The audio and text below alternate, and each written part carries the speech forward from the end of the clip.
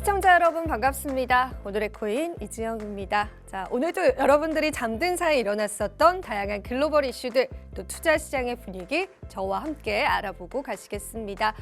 네, 간밤 미증시는 혼조세로 마감했는데요. 이 제조업 지표가 부진하게 나온 것이 증시 상승을 제한시키는 모습이었습니다. 보다 자세한 사항은요, 지표 보시면서 살펴보도록 하죠. 뉴욕 3대 지수부터 살펴보겠습니다. 네, 다우존스는 0.9%의 상승률로 마감했지만 이 나스닥 지수는 하락 마감했습니다. S&P 500 지수도 소폭의 상승세로 마감된 모습이었습니다. 자, 다만 2년물 국채 금리가 이제는 3.9%대로 내려왔습니다. 그리고 달러 인덱스 역시도 하락 마감했고요. 자, 골드는 2,000달러 선을 넘어서는 모습을 보여주기도 했습니다.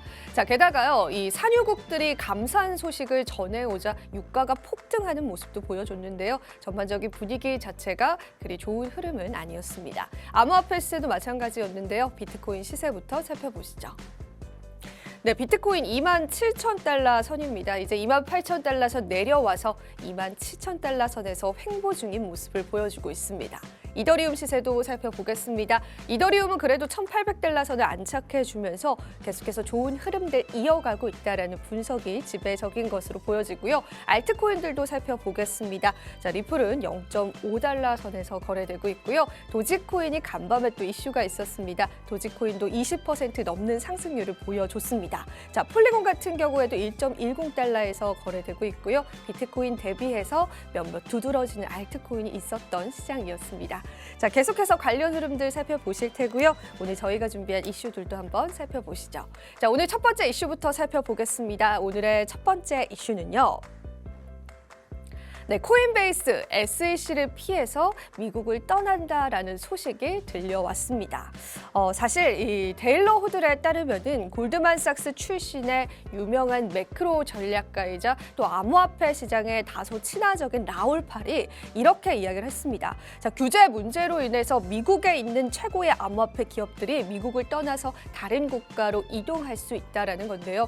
좀 최근 들어서 SEC의 또 암호화폐에 관한 공격이 보다 본격적으로 좀 시작이 됐습니다. 그에 따라서 미국 내에 있는 암호화폐 기업들은 이러한 감시망을 피해갈 수밖에 없는 것이 지금 생태계의 현실인 것 같습니다. 그는 과거에 많은 미국인들이 규제를 피하기 위해서 영국 런던으로 향했던 것처럼 암호화폐 기업들도 이 비슷한 움직임을 보일 것이다라고 분석하기도 했습니다. 최근 유럽에서는 프랑스나 스위스 등이 암호화폐 자체에 좀 친화적인 제스처를 취하고 있다라고 이야기를 하기도 했고요. 싱가포르, 홍콩 등도 좀 비슷한 기조를 가지고 있다라고 하기 때문에요. 결과적으로 이렇게 미국이 규제를 하면 할수록 미국 내에 있는 암호화폐 국가들이 미국을 떠나게 될 거고 오히려 다른 나라들이 수혜를 볼 것이다라는 분석도 내놓기도 했습니다. 사실 우리가 암호화폐 거래소 관련해서는 계속해서 좀 지켜봐야 할 이슈일 것 같고요. 이어서 두 번째 이슈 바로 넘어가 보겠습니다. 자, 오늘 두 번째 이슈입니다. 자, 최대 규모의 암호화폐 거래소가 출범됐다라는 소식이 전해졌습니다. 보다 자세한 내용 저희가 설명해 드리겠습니다. 자, 캐나다의 암호화폐 거래소인 원더파이와 코인쉐어스 그리고 코인스마트가 이 3사 합병을 통해서 대형 거래소를 출범한다라고 공식적으로 보도를 했습니다. 사실 이렇게 대형 거래소가 출범한다라는 거는 지금 SEC와 CFTC가 정말 큰 거래소, 예를 들자면 바이낸스 거래소를 공격하고 있는 상황에서 좀 이례적인 행동으로 보여진다라고 보여지고요. 그렇게 해서 3대 거래소 합병을 하게 된다면은 이 암호화폐 거래소는 165만 명의 사용자와 또 6억 달러가 넘는 수탁 자산을 지닌 세계 최대 암호화폐 거래소 중에 하나가 될 것이다라는 분석이 나오고 있습니다. 게다가 원더파이 대표는 이렇게 이야기했습니다. 캐나다에서 시장의 리더가 되는데 필요한 규모와 확장을 가능케 할 강력한 거래소가 출범할 것이다라고 이야기를 했고요. 수익을 향한 분명한 궤도를 갖게 될 것이다라고도 이야기를 했습니다. 자, 세계 최대 거래소 중 하나가 될 3대 거래소 합병 소식 전해드렸고요. 마지막 이슈 한번 살펴보시죠. 자, 오늘 세 번째 이슈입니다. 자, 간밤에 이러한 이슈가 있었죠. 트위터에서 도지코인의 역할은 어떻게 될까요?